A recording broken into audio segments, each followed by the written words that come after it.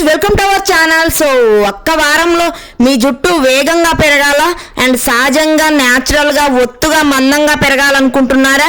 ఈ ఒక్క వారంలోనే 7 days ఛాలెంజ్ అండి. ఖచ్చితంగా మీ జుట్టు అయితే పెరుగుతుంది, పక్కా రిజల్ట్ వస్తుంది.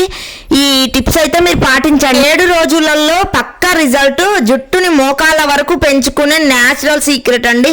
ఇంకా ఖచ్చితంగా ఇలా చేయండి. మీ జుట్టు అయితే ఒత్తుగా మందంగా పొడవుగా న్యాచురల్గా హెల్దీగా పెరుగుతుంది. ఆరోగ్యకరమైన ఆహారం తీసుకోండి, మంచి హెల్దీ ఫుడ్ తీసుకోండి, జంక్ ఫుడ్ తగ్గియండి అండ్ తగినంత విశ్రాంతి అండ్ నిద్ర ఉండాలండి. ఖచ్చితంగా తల చర్మాన్ని అయితే శుభ్రంగా హెడ్ బాత్ చేస్తూ ఉండాలి.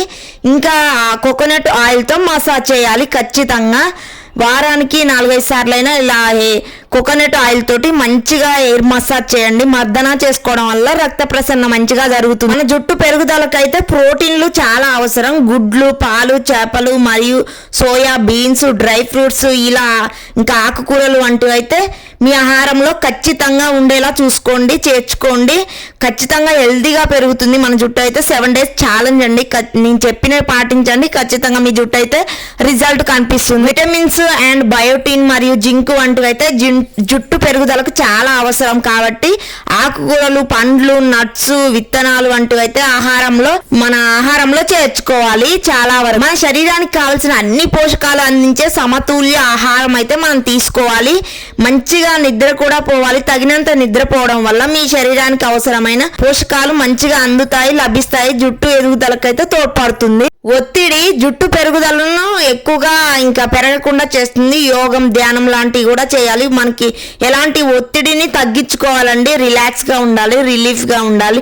ఎక్కువ టెన్షన్స్ పెట్టుకోవడం వల్ల కూడా హెయిర్ ఫాల్ జరుగుతూ ఉంటుంది. ఇంకా మన తల చర్మాన్ని అంటే హెడ్ బాత్ చేస్తూ ఉండాలి. నీట్ గా శుభ్రంగా ఉంచుకోవాలి తల చర్మాన్ని అయితే.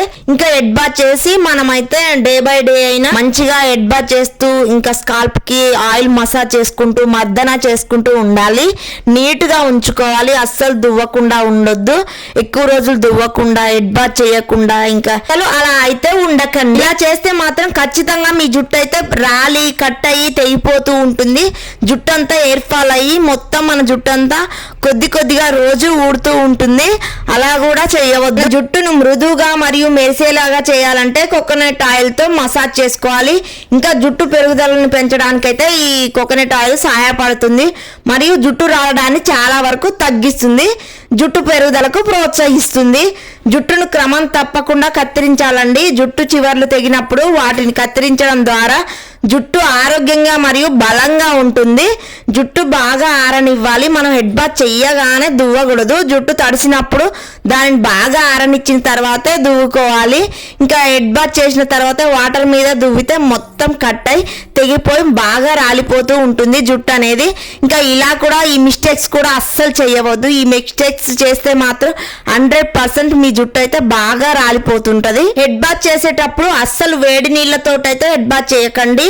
వేడి నీరు అస్సలు ఉపయోగించవద్దు. జుట్టును కడగడానికి అయితే వేడి నీరు ఉపయోగించొద్దు ఎవరైనా కూడా. హెడ్ బాత్ అయితే ఇంకా గోరువెచ్చని నీళ్ళైనా చల్లటి నీళ్ళతోటైతే మంచిగా హెడ్ బాత్ చేయండి. నీట్గా ఉంటుంది. ఇలా ఇంకా వేడి నీరుతో చేయడం వల్ల జుట్టు ఎక్కువగా రాలి కట్ అయి తెగిపోతుంటది.